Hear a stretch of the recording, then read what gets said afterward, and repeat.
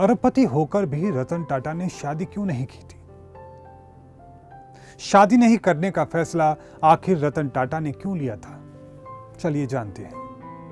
नमस्कार दोस्तों, मैं मोहित सिंह चौधरी आपका स्वागत करता हूं। दोस्तों, रतन टाटा अब इस दुनिया से जा चुके हैं, लेकिन उनका नाम और योगदान हमेशा हमारे दिलों में जिंदा रहेगा।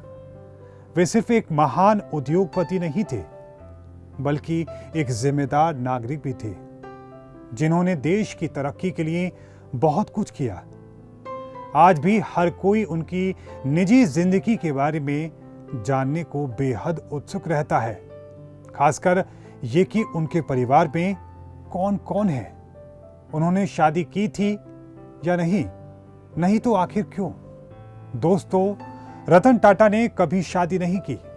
वो पूरी जिंदगी देश की तरक्की और समाज की भलाई के लिए लगे रहे।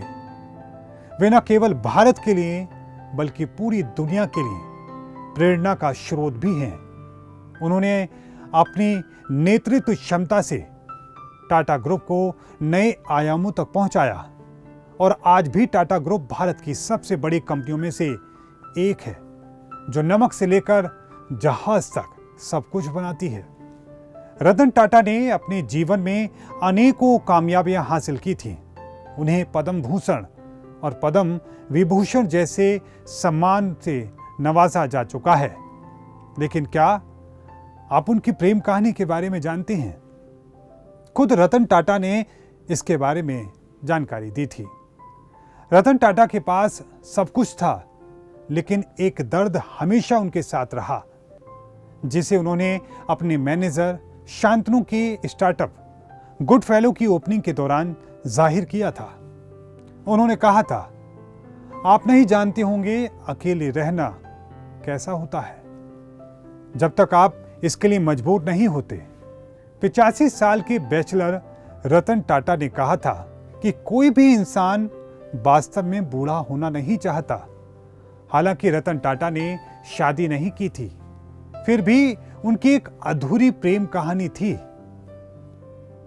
उन्हें लॉस एंजलिस में एक लड़की से प्यार हुआ था, लेकिन शादी से ठीक पहले उन्हें भारत लौटना पड़ा, क्योंकि उनकी दादी की अचानक तबीयत खराब हो गई थी।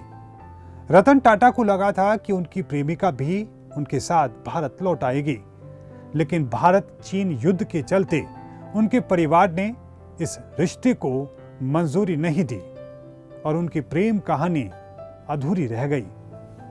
रतन टाटा सिर्फ एक बिजनेसमैन ही नहीं थे, वे सादगी और दरियादिली की मिसाल भी थे। वे अपने कर्मचारियों को अपने परिवार की तरह मानते थे और हमेशा उनकी भलाई का ध्यान रखते थे। इसके अलावा उन्हें जानवरों से खास तौर पर लगाव था, सबसे ज्यादा आवारा कुत्तों से। वे कई एनिमल शेल्टर्स को दान भी करते थे। जब भी देश में कोई भी विपत्ति आई, किसी भी तरह की कोई समस्या सामने आई, चाहे वो 26/11 का हमला हो या कोरोना महामारी, रतन टाटा हमेशा मदद के लिए सबसे आगे खड़े नजर आए। रतन टाटा ने 1991 में टाटा ग्रुप की कमान संभाली और अपनी मेहनत से इसे नई ऊंचाइयों तक पहुंचाया।